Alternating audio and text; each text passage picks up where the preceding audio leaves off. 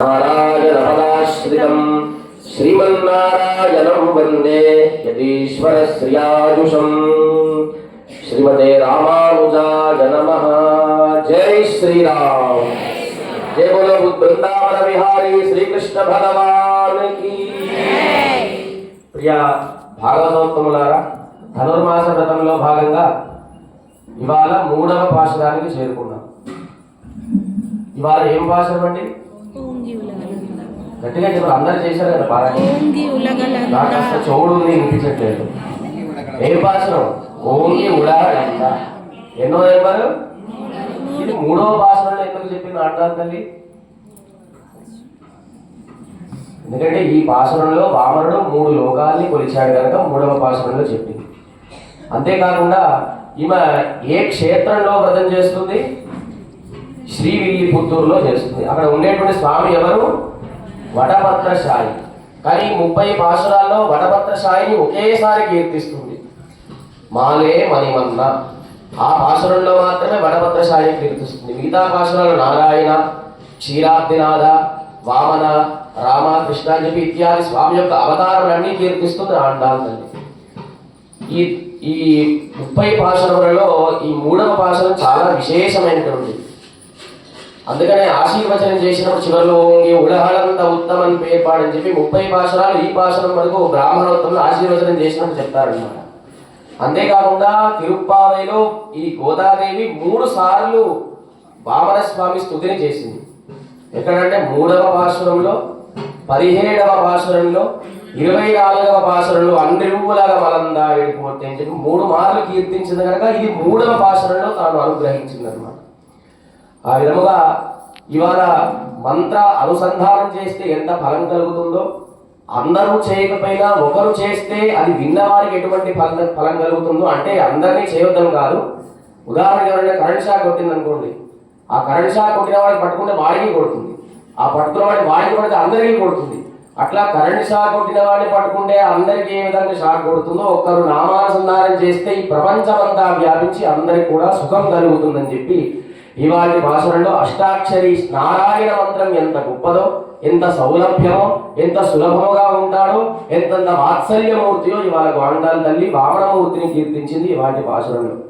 మనం భగవంతుడిని ప్రేమించడం అంటే లోకమంతా ప్రేమించాలి, లోకమంతా సంతోషంగా సుఖంగా ఉండాలని చెప్పి గోదాదేవి ఇవాటి పాశురంలో ఉత్తమన్ పేర్పాడి అని చెప్పి త్రివిక్రమ అవతారం వామనావతారాన్ని కీర్తించింది ఆండాల తల్లి. మనకు ఎన్ని యుగములు? కృతయుగము, త్రేతాయుగము, ద్వాపర యుగము, కలియుగము. కృతయుగంలో తరించాలంటే ఏం చేయాలంటే ధ్యానం చేయాలన్నమాట. ఏం చేయాలి? కృతయుగంలో ధ్యానం అంటే ఎప్పుడు స్వామిని ధ్యానం చేయాలి. తర్వాత త్రేతాయుగంలోకి వచ్చేసరికి ఆ ధ్యానం యొక్క శక్తి తగ్గిపోయింది. రాముడు, లక్ష్మణుడు, భరతుడు, శత్రువుడు ఎట్లా వచ్చారు? యజ్ఞము చేస్తే వచ్చారు. త్రేతాయుగంలో యజ్ఞము ద్వారా తరించారు. తర్వాత ద్వాపర యుగంలో అర్చించడం ద్వారా ధరించారు. ధర్మరాజు ఒకసారి రాజసూయ యాగం చేశాడు మహాభారతంలో. ఆయన రాజసూయ యాగం చేసినప్పటికీ అరణ్యవాసానికి వెళ్ళాడు. ఎందుకు వెళ్ళాడని కృష్ణుడు అడిగితే, కృష్ణ నేను ఇంత యాగం చేశాను కదా, ఎందుకు నాకు ఈ వనవాసం లభించిందంటే, నువ్వు యాగం ఎట్లా చేసావు, నీకు ఆ డబ్బు ఎట్లా వచ్చిందంటే, నాకు 4 తమ్ముళ్ళు ఉన్నారు, 4 దిక్కులకు పంపించారు, నీకు ఆ డబ్బు ఎట్లా వచ్చింది? ఒకడేమో కొట్టి తీసుకొచ్చాడు, ఒకడేమో తన్ని తీసుకొచ్చాడు, ఒకడేమో నేను అడిగితే ఇచ్చాడు, ఒకరేమో వాళ్ళంతా వాళ్ళే ఇచ్చారు. మరి అట్లా కొట్టి ఇచ్చిన వాళ్ళు, తన్ని ఇచ్చిన వాళ్ళు ఏడిస్తే నీకు యాగ ఫలం ఉంటుందా? ఉండదు. కనుక యజ్ఞం చేసే శక్తి తగ్గిపోయింది ద్వాపర యుగంలో, అక్కడ అర్చించడం. కానీ కలియుగంలో ఏమి చేసినా కలో సంకీర్త్య కేశవం. ఒకసారి కృష్ణ అన్న, గోవింద అన్న అనుగ్రహిస్తాడు. ఆర్త విషన్న శిథిలాష్టభీత ఘోరేషు చవ్యాదిషు వర్తమాన సంకీర్త్య నారాయణ శబ్ద మాత్రము చేతనే. ఆవలింత వచ్చింది కృష్ణ అన్నా కూడా నీ పాపరాశి అంతా కూడా పడాబందులు చేస్తాడన్నమాట. కనుక మనం కింద పడితే ఏమంటావు? అమ్మ అంటాం. దెబ్బ తగిలినా నాన్న అన్నారు కదా. కనుక ఏ ఒక మాత్రము చేత ఒకసారి స్వామి నామ సంకీర్తన అమ్మ అనే పదం మన నోటి నుండి ఎట్లా వస్తుందో అట్లా భగవన్నామ సంకీర్తన చేస్తే మన పాపరాశి అంతా కూడా తొలుగుతుందని చెప్పి కలియుగంలో గొప్పది ఏంటంటే నామ సంకీర్తన. ఒకసారి వ్యాస మహర్షి అలకానది తీర్థంలో స్నానం చేసి సంకల్పం చెప్తున్నాడు అనమాట. శ్రీ గోవింద గోవింద గోవింద అని చెప్పి కలియుగే అని చెప్పాడు. ఆ పక్కన ఉండే మహర్షులందరూ కూడా భయపడ్డారు. అయ్యో ఇది కలియుగం అండి, మనకు అన్ని పాపాలు వచ్చేస్తాయి, కలిపురుషులు వచ్చేస్తాయి అంటే ఆయన చెప్పాడు కృతయుగం త్రేతాయుగం ద్వాపరయుగం కంటే ఈ కలియుగమే చాలా ఉత్కృష్టమైనటువంటిది అని చెప్పి వ్యాస మహర్షి చెప్పాడు అన్నమాట. ఇవాళ పాశురంలో వాస్తవానికి మీరు ఎవరి కోసం వ్రతం చేస్తున్నారు? కృష్ణుడి కోసం వ్రతం చేస్తున్నారు. కానీ మొదటి పాశురంలో నారాయణ అన్నారు, నిన్నటి పాశురంలో క్షీరాబ్దినాథ అంటే పడుకున్న స్వామి. దాన్ని నిజంగా పడుకున్న స్వామి మనం అనుగ్రహిస్తాడా? అనుగ్రహించడా? అనుగ్రహిస్తాడు. ఎట్లా? తల్లిలాగా. తల్లి పడుకుంటుంది, 2 సంవత్సరాల పిల్లవాడు ఉంటాడు. ఆ పిల్లవాడి దగ్గరగానే పడుకున్నప్పటికీ మధ్యరాత్రి లేస్తుంది, దగ్గర ఉన్నాడా లేదా అని లాగేస్తుంది దగ్గర, మరలా ఇంకొకసారి లేస్తుంది, దగ్గర లాగుతుంది. ఆ తల్లి చంటి పిల్లవాడిని కింద పడకుండా ఏ విధంగా జాగ్రత్తగా లాగుతుందో మనను కూడా స్వామి పడుకున్నా దగ్గరికి తీసుకుంటాడు, కానీ మనమే దూరం అయిపోతుంటాం. ఆ విధముగా ఇవాళ వామన స్తుతిని కీర్తించింది. ఎందుకంటే కృష్ణుణ్ణి చూసినా వామనుణ్ణి చూసినా యశోదమ్మకి చాలా ఇష్టం అన్నమాట. శ్రీకృష్ణదేవరాయలు ఆముక్తమాల్యలో వామన స్తుతి పరంగత అంటాడు.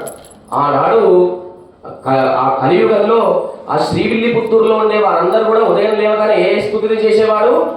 వామనాయ నమః అనేవాడు అన్నమాట.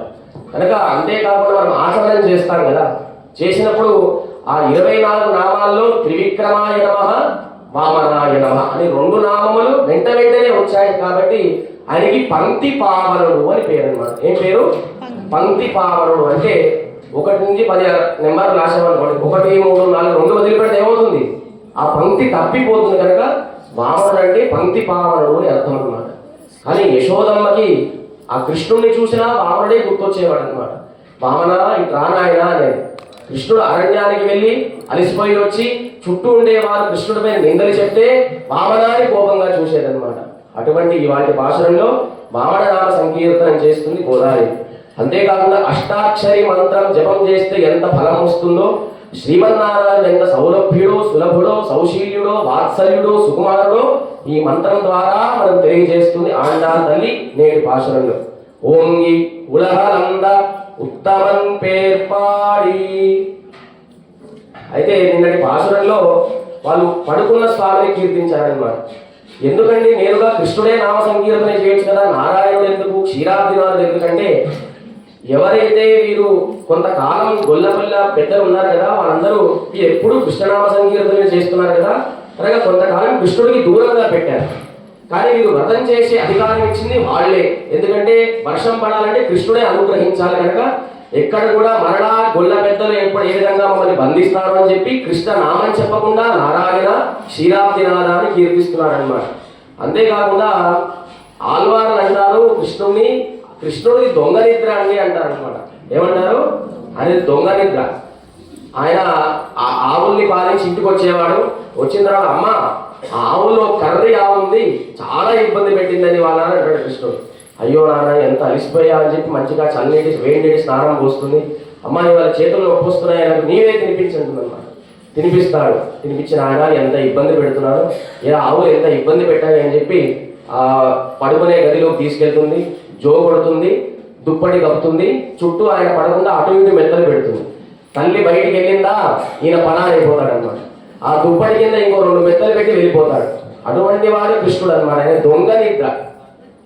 ఇవాటి భాషలో ఓంగి ఉలగలంద ఉత్తమన్ పేర్పాడి, పెరిగి లోకములన్నీ కొలిచాడు. అంటే పెరగడం అంటే తరగడం ఉంటుంది కదండి, అవునా కదా? పెరగడం అనే శబ్దం ఉంటే తరగడం కూడా ఉంటుంది కదా. స్వామి మన కోసం తరిగాడు, పెరిగాడు. అంటే మనం తరిగినా పెరిగినా కర్మ ఆచరిస్తే తరుగుతాం, పెరుగుతాం. విష్ణు సహస్రనామంలో సదైక రూప రూపాయ విష్ణవే ప్రభ విష్ణవే అవికారాయ శుద్ధాయ నిత్యాయ పరమాత్మనే. ఆయన అవికారుడు, శుద్ధుడు, ఏకరూపమే ఉంటుంది. మరి ఏకరూపమే అంటే ఇన్ని అవతారాలు ఎందుకంటే ఆయన ఒకే రూపంలో ఉంటాడు. శ్రీమన్నారాయణ శరణం శరణం ప్రపద్యే. నారాయణుడే ఒకే రూపం, కానీ ఆయన వివిధ అవతారాలు ధరించాడు కనుక ఆయనకు అవికారం ఉండదు, ఎప్పుడు కూడా శుద్ధుడుగా ఉంటాడు, ఆయన ఏకరూపంగా ఉంటాడు. మనకి జీవాత్మకి పరమాత్మకి సృష్టిలో ఉండే అన్ని జీవకోటికి భగవంతుడికి మనకి 6 లక్షణాలు వ్యత్యాసం ఉంటుందన్నమాట.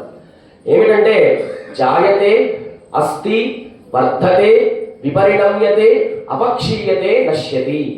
జాగతే అంటే పుట్టుట, అస్థి అంటే ఉండును, వర్ధతే అంటే పెరుగుట, విపరిణమ్యతే అంటే కాలమానం బట్టి వాడు పెరుగుతూ ఉంటాడు, తరుగుతుంటాడు.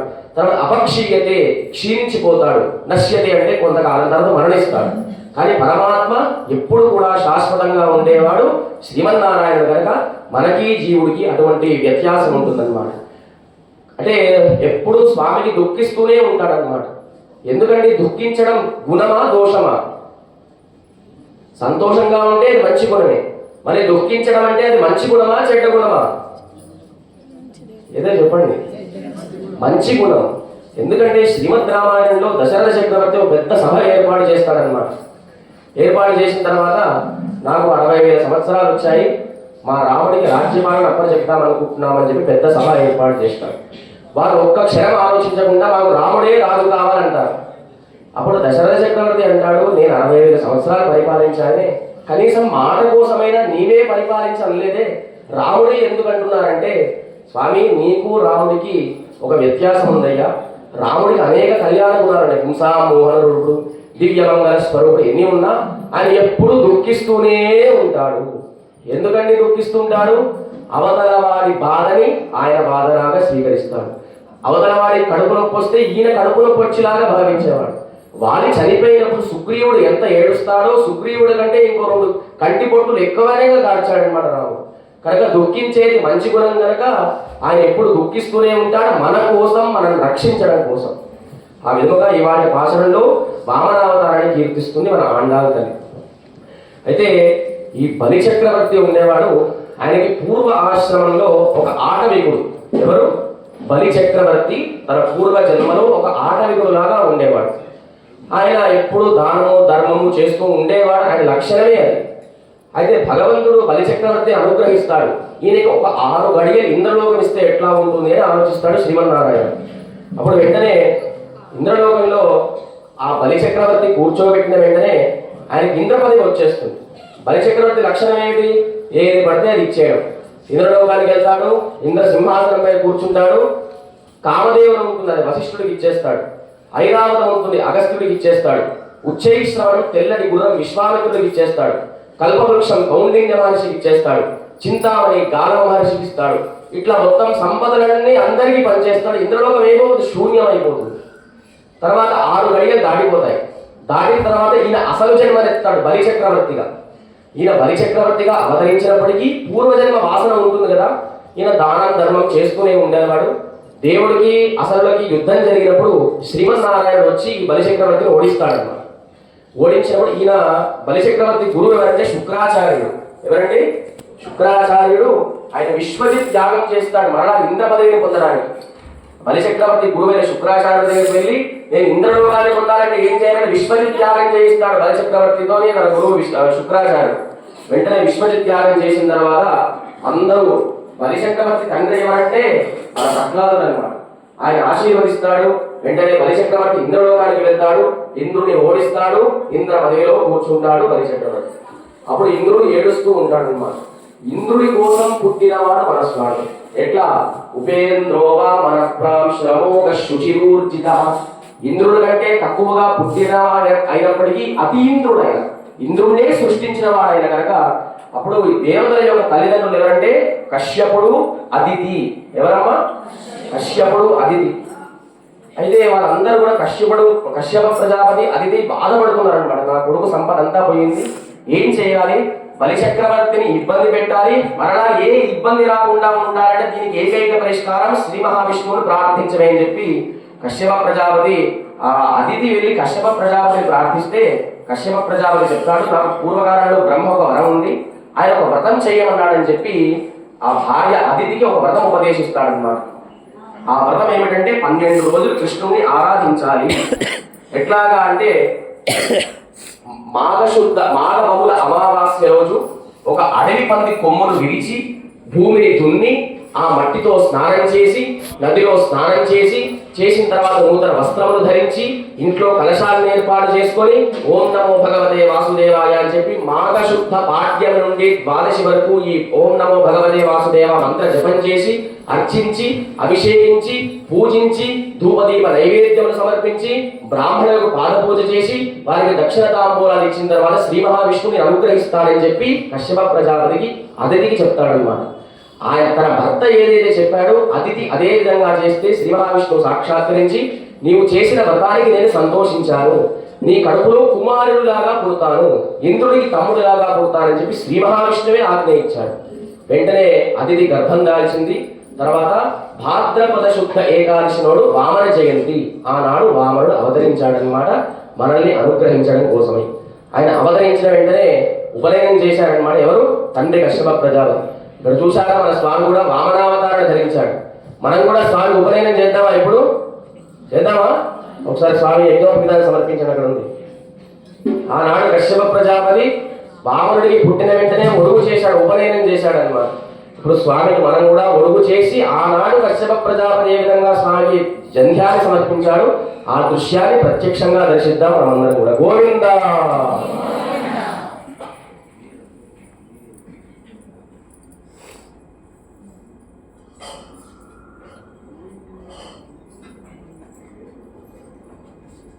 శ్రీమన్నారాయణ గోవింద. కశ్యప ప్రజాపతి వచ్చి వామనుడికి ఒడుగు చేశాడు. సాక్షాత్తు సూర్యనారాయణుడి దిగి వచ్చి గాయత్రి మంత్రాన్ని ఉపదేశించాడు. ఆకాశమే ఛత్రములాగా అయిపోయింది, స్వామికి పైన ఛత్రం ఉంది. తర్వాత ఒడుగు చేసిన తర్వాత ఏం చేస్తారు? భిక్ష ఇవ్వాలి కదా, భవతీ భిక్ష అని భిక్ష పాత్ర కూడా పెట్టండి. అన్నపూర్ణ వచ్చి భిక్ష సమర్పించింది. తర్వాత ఈ భూమియే ఒక ఆసనంలాగా మారిపోయింది. స్వామి ఇప్పుడు ఆసనం కూడా సమర్పిస్తారన్నమాట. బ్రహ్మ వచ్చి కమండలాన్ని ఇచ్చాడు. కమండలం పెట్టేసి ఆసనం ఉంటుంది, కొత్త ఆసనం. ఈ భూమియే స్వామి ఒక ఆసనంలాగా మారిపోయింది.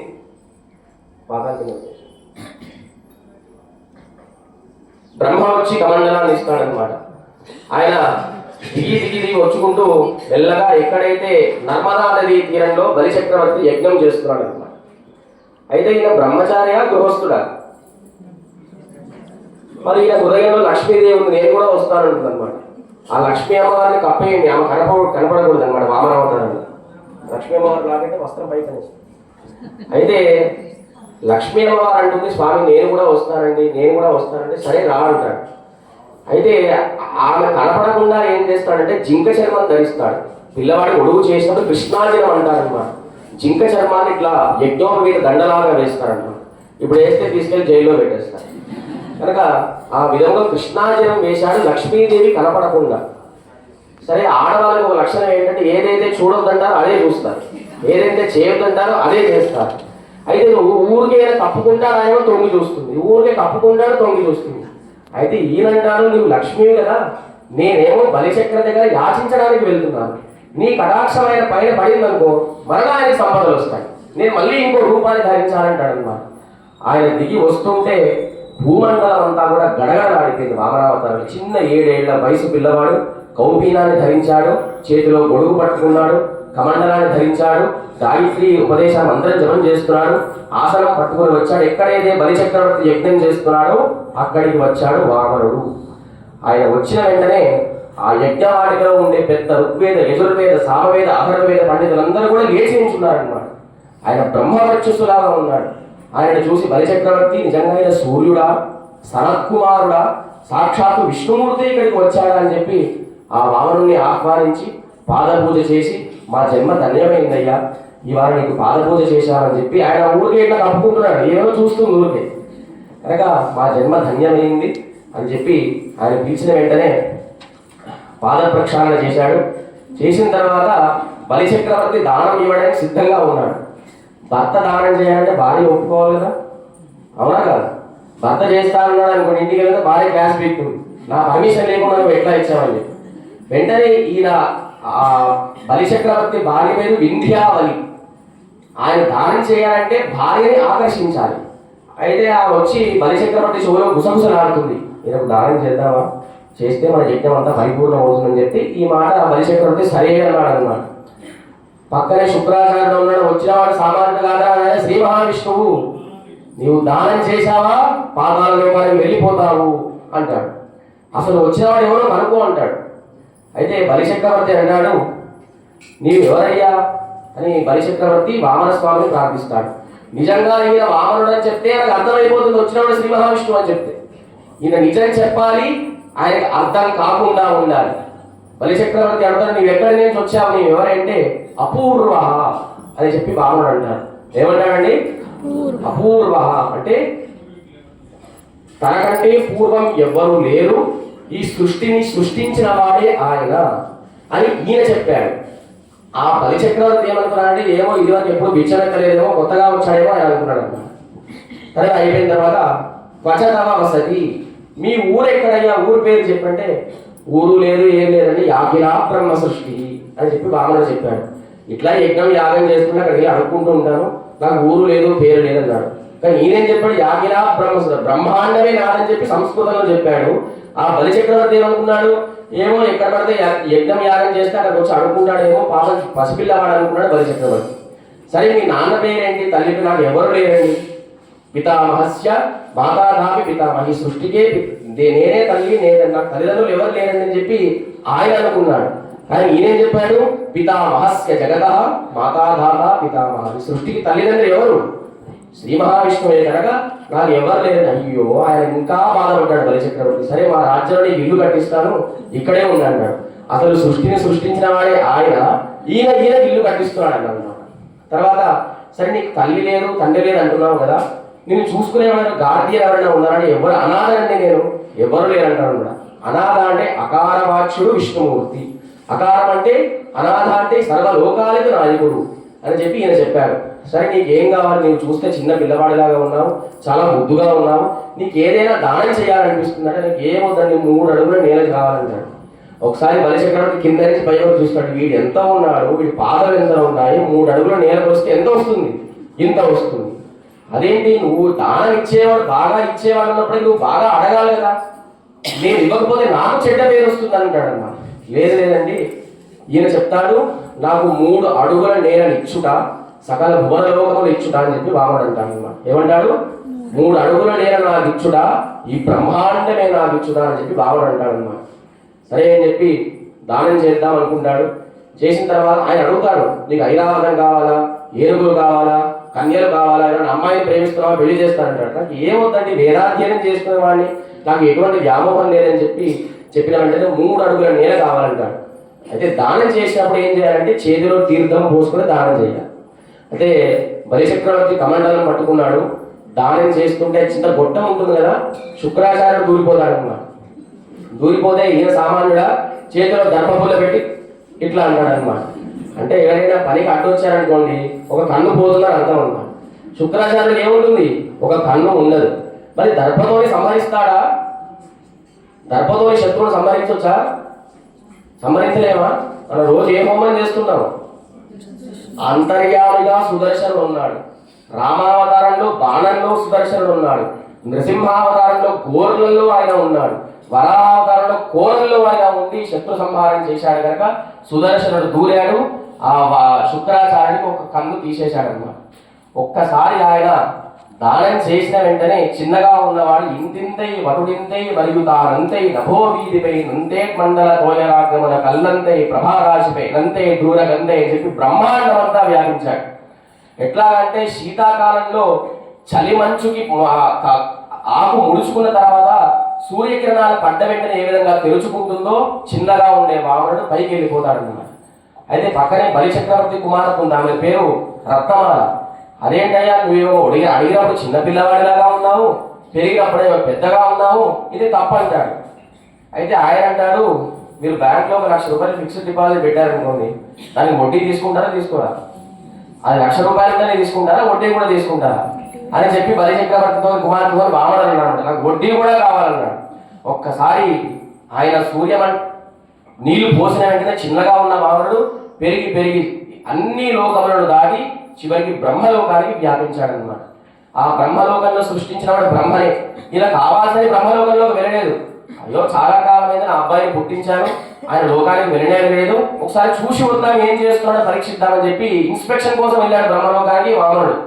వెళ్ళినప్పుడు చాలా కాలం తర్వాత వచ్చాడు కదా, ఆయన కమండలలో తీర్థం లేదన్నమాట. వెంటనే తీర్థం తీసుకున్నాడు, స్వామి యొక్క పాదములు కడిగారు, ఆ పాద తీర్థమే గంగగా మారింది.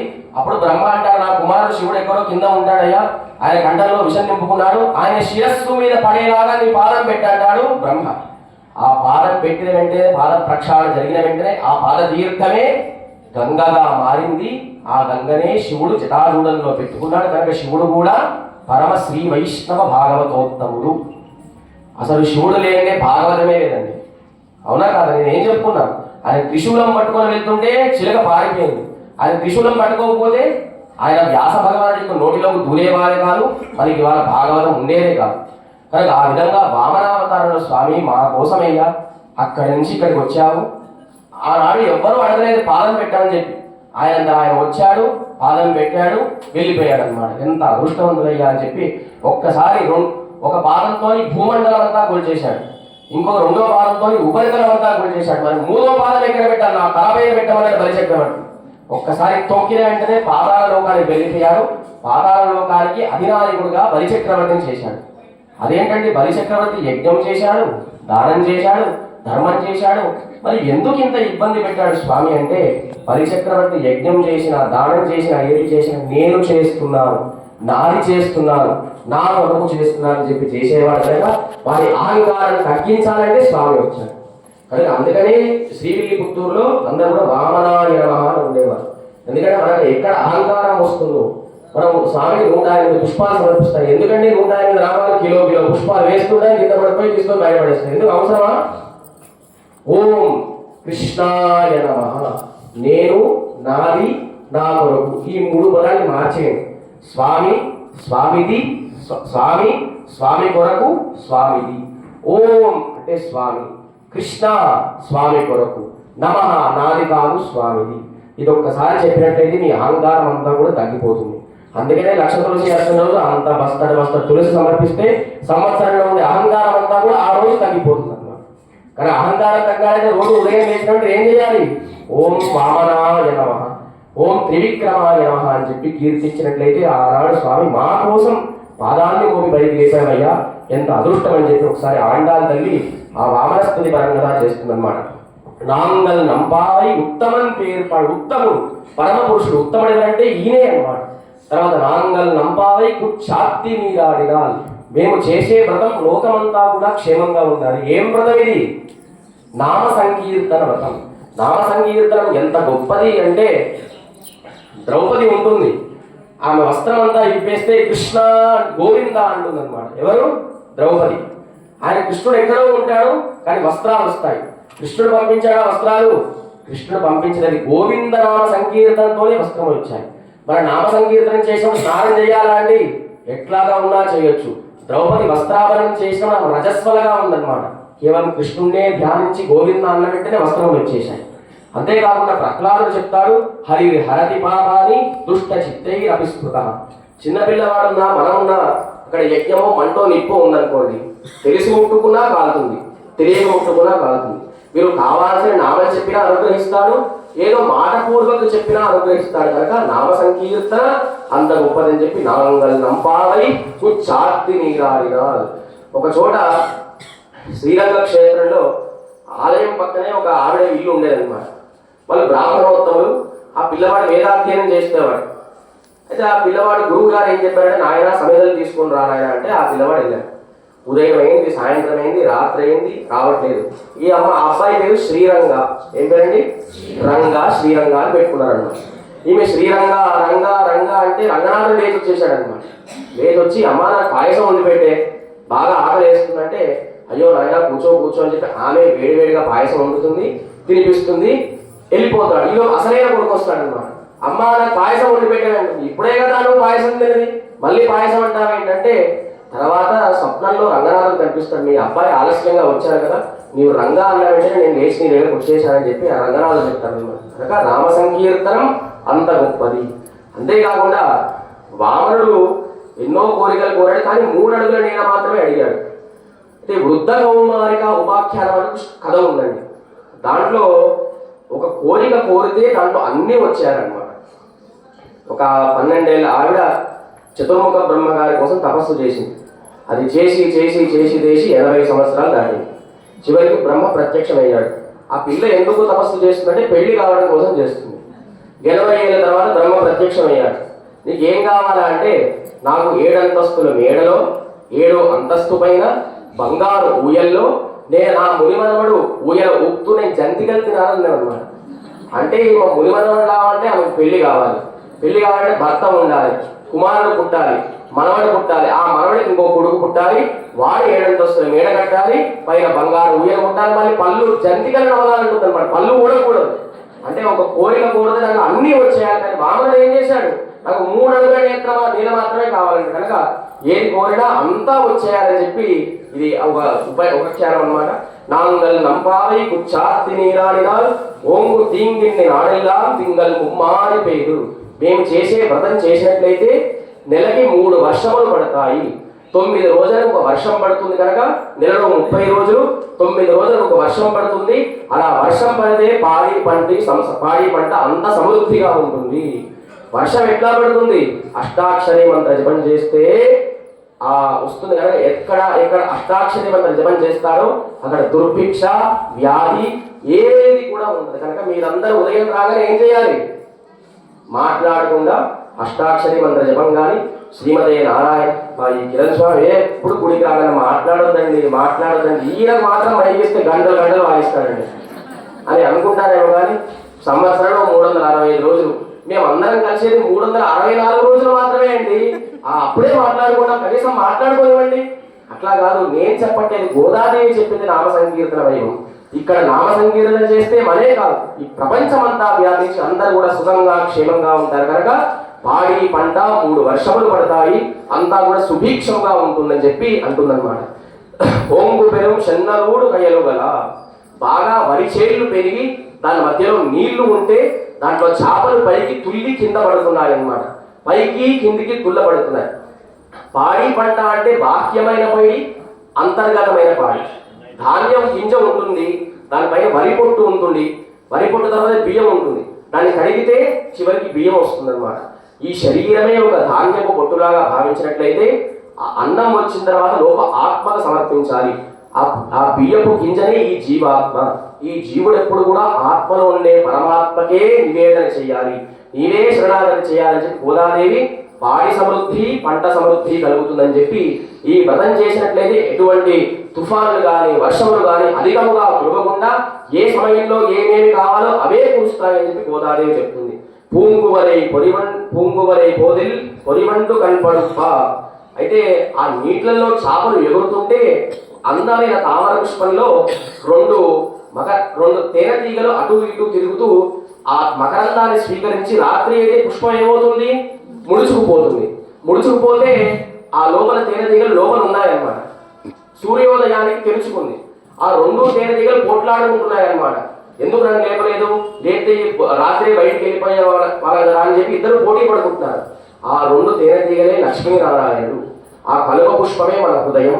ఆ హృదయంలో లక్ష్మీనారాయణుడు ఎప్పుడు ఉండాలంటే ఎప్పుడు కూడా భగవన్నామ సంకీర్తన చేయాలి. వారిద్దరు ఏం చేస్తున్నారు, పోటీ పడుతున్నారు.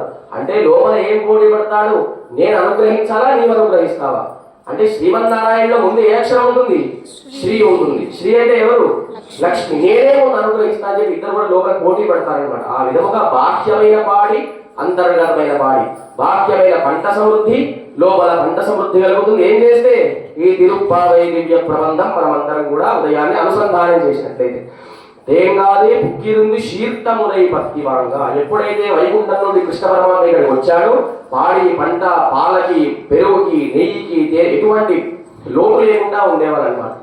ఎందుకంటే ఆవులు అంత బాగా పాలించేవంటే అవి గడ్డి తిని ఇచ్చేవి కాదు. కృష్ణుడు యొక్క వేణు గానాన్ని విని కృష్ణ స్పర్శ కలిగిన వెంటనే ఒక్కసారి కృష్ణుడు వచ్చి ఆ గోశాలలో ఆవుల్ని కట్టిన వెంటనే ఆ భారానికి పాలంతా అవిచ్ఛిన్నంగా వదిలేశారు అనమాట. ఆ పాలే భగవంతుడి యొక్క కళ్యాణ గుణములు. ఏ పాలు తాగాలి మనం, నెయ్యున్నోం పాలున్నోం అంటే భగవత్ కళ్యాణ గుణములనే పాలు స్వీకరించాలి. తర్వాత కూడం నిరైక్కుం వల్లల్ పెరుంబ శుక్కల్. ఆ ఆవులు ఎట్లా పాలిచ్చేవంటే సముద్రం అంతా కూడా ఒక కుండలాగా చేస్తే ఆ కుండ ఆవు కింద పెడితే ఎంత పాలిస్తాయో అంత పాలిచ్చేది ఆ కాలంలో పాడి పంట సమృద్ధ. ఆ ఆవుకి ఎన్ని శిరవులు ఉంటాయండి? పాలు పితికే దగ్గర ఎన్ని ఉంటాయి? 4 శిరవులు ఉంటాయి. కనుక మనకు కూడా ఆచార్యుడు 4 వేదముల సారములనే ఉపదేశిస్తాడు. ఆ గోశాలలోకి వెళ్ళాలంటే బాగా మంచి శక్తి ఉండాలన్నమాట. ఎందుకంటే పాల సముద్రం ఉంటుంది, బాగా లోపలికి వెళ్తే జారిపోతుంది కదా. అక్కడ కూర్చొని పాలు పిండాలంటే మంచి ఆసన శుద్ధి ఉండాలి. గోవులే ఆచార్యులు, ఆ పొదుగులే 4 వేదములు, పాలే భగవత్ కళ్యాణ గుణములు. అక్కడికి వెళ్ళాలంటే యుద్ధ భూమిలో ఏ విధంగా ఇరువురు పోటీ పడతారో మనం కూడా ఆ నందగోపురం ఉండేటువంటి గోశాలలోకి వెళ్తే మంచి శక్తి ఉండాలి, జారకుండా ఉండాలి, గట్టిగా పట్టుకోవాలి, మంచి ఆసన శుద్ధి ఉండాలి. మీరందరూ కూడా జీవ స్వామి దగ్గరికి వెళ్ళారనుకోండి, దర్శనం ఎప్పుడు అవుతుంది? 15 కూడా సాయంత్రం 4 అవుతుంది. అట్లని చెప్పి వచ్చేస్తారా? ఆయన దర్శన భాగ్యమే మనకు గొప్పది. ఏం చేస్తారు ఆచార్యులు? అయ్యో నా కోసం వచ్చారని చెప్పి మంచి విషయాలు చెప్తారు. మీరు అడగకున్నా చెప్తారు, అడిగినా చెప్తాడు, మీరు ఎక్కడ దారి తప్పిపోతాడో చెప్తాడు. ఆయన అన్ని వేదముల సారభూతం తెలుసు కనుక అది లోకార్పణం చేస్తే అందుకే మంచి జరుగుతుంది కనుక ఆ 4 శిరములు ఏ విధంగా ఉంటాయో 4 రూపముల్లో ఆచార్యులు అనుగ్రహిస్తాడు కనుక ఇవాళ ఉపాసనలో ఉత్తమం పేరు పాడి ఉత్తముడైనటువంటి వామన అవతారాన్ని, త్రివిక్రమ అవతారాన్ని సంకీర్తించిన గోదావరి కనుక నీంగాల శైల్వం నిరైందు. ఈ వ్రతం కనుక చేసినట్లయితే చక్కటి వర్షములు, పాడి సమృద్ధి, పంట సమృద్ధి కలుగుతుంది. కనుక వాళ్ళ వ్రతం పూర్తి కాకముందే 3వ పాశురంలోనే మంచి సమృద్ధి వచ్చిందంటే ఈ 3వ పాశురంలోనే నామ సంకీర్తన చేస్తే 30 పాశురంలో మనం అనుసంధానం చేస్తే ఇంకెంత వర్షం పడాలి, ఇంకెంత అనుగ్రహించాలని చెప్పి ఆండాల్ తల్లి ఉత్తముడైనటువంటి వామనుడి యొక్క స్తోత్రం చేసింది ఇవాళ పాశురంలో. మొదటి పాశురంలో దివ్యదేశం ఏమిటి? ఏ దివ్యదేశం? శ్రీవిల్లిపుత్తూరు కాదు, పరమపదం. 2వ పాశురంలో పాల్కడలి. ఇవాళ పాశురంలో గోదావరి అనుగ్రహించింది 3వ దివ్యదేశం తిరుక్కోవలూర్. ఏం క్షేత్రం అండి? తిరుక్కోవలూర్.